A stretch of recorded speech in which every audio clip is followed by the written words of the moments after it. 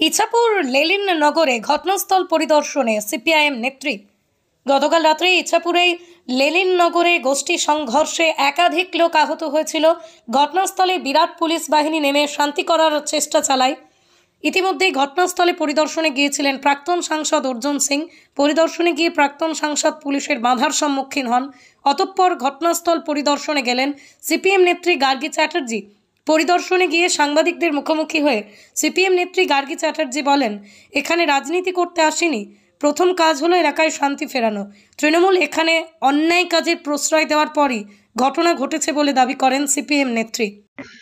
দেখুন, আমি তো এবারে থাকি, আমরা তো এখানকার লোক, আমরা এখানে রাজনীতি করতে আসিনি। আমরা সকালবেলা এখানে ছিলাম, কোথায় গেল আমাদের ছেলেরা, রাত্রিবেলাও ছিল। আমরা সবসময় এখানে আছি। আমরা চাই এলাকায় শান্তি শৃঙ্খলা বজায় থাক, এলাকার মানুষ সকল মিলে একসাথে থাকুক। এটা রাজনীতি করার সময় নয়। এখন এলাকায় শান্তি ফেরানো হচ্ছে সবচেয়ে বেশি দরকার। তৃণমূল এখানে দিনের পর দিন দুষ্কৃতীদের প্রশ্রয় দিয়েছে। প্রশাসনের দুর্বলতা, তাদের যা হওয়ার হবে, এবং এটা অন্যদিকে চলে যাচ্ছে। মানুষের উপর মানুষ তো আক্রমণ করেছে, ফলে এটাকে অন্যদিকে ঘুরিয়ে দেওয়ার জন্য কিছু লোক চেষ্টা করছে। এটা তো হবেই। যদি চুরি তোলাবাজি করে সরকার চালাতে হয়, আর তার সাথে যদি দুষ্কৃতীদের প্রশ্রয় দিতে হয়, তাহলে যা হওয়ার হবে। এটা কাম্য নয়। তিনি যা বলছেন, দেখুন, উনি এসছেন কি করতে?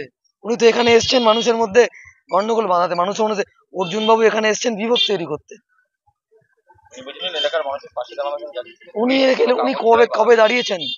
উনি তো শুধু দাঁড়ান ভোটে যেতেবার জন্য, তাই জন্য দল পাল্টান উনি।